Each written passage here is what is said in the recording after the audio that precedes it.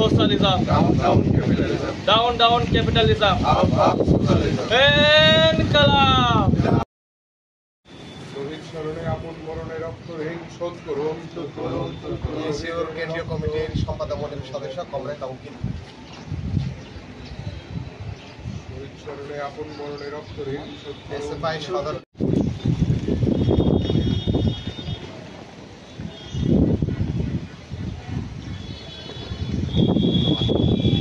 খালি বীর শহীদের রক্ত হবে না কমবে। সেন্ট্রাল কমিটির প্রেসিডেন্ট কমরেড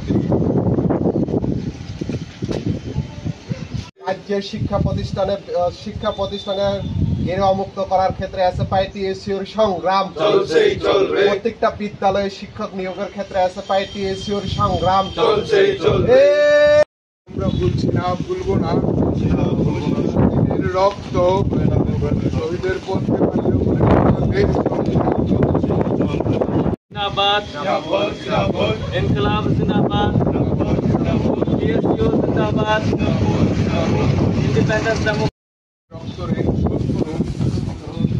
শহীদের রক্ত শহীদের রক্ত শহীদ বিদিতে পুষ্প শহীদ স্মরণে আপন মরণে রক্তহীন শহীদের রক্ত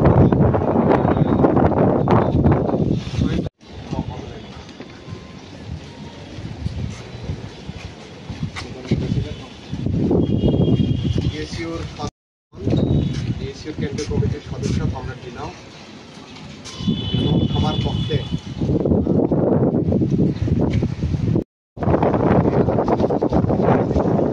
এই সংগঠনের পতাকা করার ক্ষেত্রে লড়াই সংগ্রাম শিক্ষার সাথে টিএসইউর সংগ্রাম চলছেই চলবে। ৪৫তম প্রতিষ্ঠা থেকে আবাসন ককবরক 8 শিডিউলের অন্তর্ভুক্ত উপজাতি ছাত্র ইউনিয়ন নিয়ে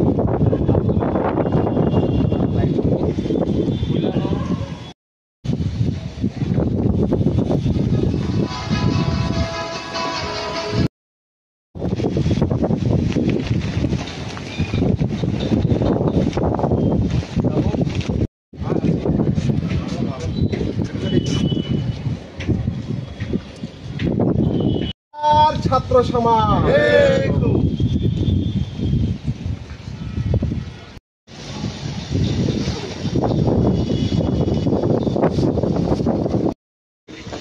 আজকে আমাদের টিএসইউর ৪৮তম প্রতিষ্ঠাতা দিবস 1978-এ 19 এবং 20 আগস্ট খোয়াইয়ের টাউন হলে প্রায় 400 জন প্রতিনিধিকে নিয়ে পুরা সারা ত্রিপুরা রাজ্যের আজকে আমাদের টিএসইউর ছাত্র সংগঠনের পথ চলা শুরু।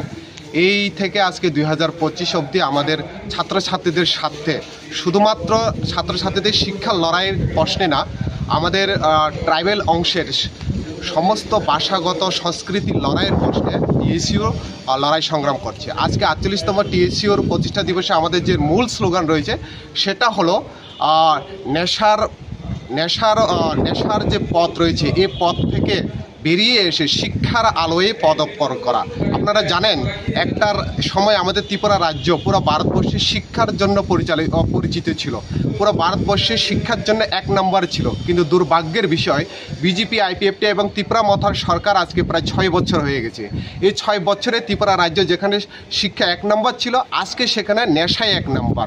দুর্ভাগ্যের বিষয় আমাদের পাশের রাজ্য যেখানে মিজোরাম আজকে শিক্ষার ক্ষেত্রে 1 নম্বর পৌঁছে গেছে, সেখানে আমাদের ত্রিপুরা রাজ্য 1 নম্বর থেকে নেমে এসে 6 নম্বরে পৌঁছে গেছে। আমরা দেখতে পেলাম বিশেষ করে এডিসি এরিয়াগুলোতে যেভাবে আমাদের ট্রাইবেল অংশের ছাত্রছাত্রীরা ড্রাগস এডিক্টেড হচ্ছেন। আমরা সোশ্যাল মিডিয়াগুলোতে আজকে খুললে দেখি বিদ্যালয়ে না গিয়ে পথে চলতিতে রাস্তায় কীভাবে মদ সেবন করছেন, ড্রাগস নিচ্ছেন।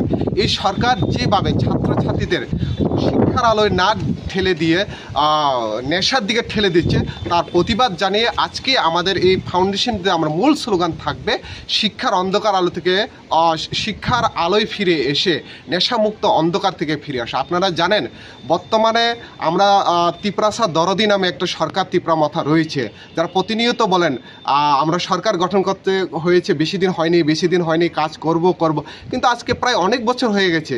এই তারা রাজ্য সরকারও আছে, কিন্তু দুর্ভাগ্যের বিষয় শুধুমাত্র এডিসি এরিয়াতে প্রায় এডিসি প্রশাসনের আন্ডারে 134টা মতন স্কুল রয়েছে, যেখানে প্রায় 160টা মতন স্কুলে একজন মাত্র শিক্ষক রয়েছে। আর পুরো ওভারঅল যদি আমি এডিসি এবং রাজ্য সরকারের মিলে এডিসি স্কুলগুলো দেখি, 302টা মতো স্কুলে মাত্র একজন মাত্র শিক্ষক দিয়ে পরিচালনা হচ্ছে। তো দুর্ভাগ্যের বিষয়, আজকে এইচআইভিতে 1 নাম্বার, আজকে আমরা নেশায় 1 নাম্বার। আর এই এইচআইভিতে কে সরাচ্ছেন? সে রতনলাল নাথের বাসায় তার জিনিয়াস ওয়ান সে কার্যকর্তারা, তারাই আজকে এইচআইভি ত্রিপুরা রাজ্যে সরাচ্ছেন। সোশ্যাল মিডিয়া খুললে আমরা দেখি কিভাবে কার সঙ্গে কি হচ্ছে, কোন মণ্ডলের নেতা কি হচ্ছে আমরা দেখতে পাচ্ছি, যেটা বলাও আমাদের জন্য একটা লজ্জাজনক ব্যাপার। এই একটা কঠিন পরিস্থিতিতে দাঁড়িয়ে আজকে আমাদের টিএসইউর মূল এটাই আমাদের থাকবে, ককবরক ভাষাকে 8 শিডিউলে অন্তর্ভুক্ত করতে হবে, 125তম সংশোধন বিল পেশ করে এডিসিকে অধিক ক্ষমতা প্রদান করতে হবে, জম্পুই জেলাতে আমাদের কলেজ স্থাপন করতে হবে, যেটা আমাদের দীর্ঘদিনের দাবি, এমবিবি ইউনিভার্সিটিতে ককবরক পিজি কোর্স চালু করতে হবে, এবং ওভারঅল রাজ্যের যে শিক্ষকের সংকট চলছে, যে শিক্ষক অতি দ্রুততে নিয়োগ করে এটা সমাধান করতে হবে।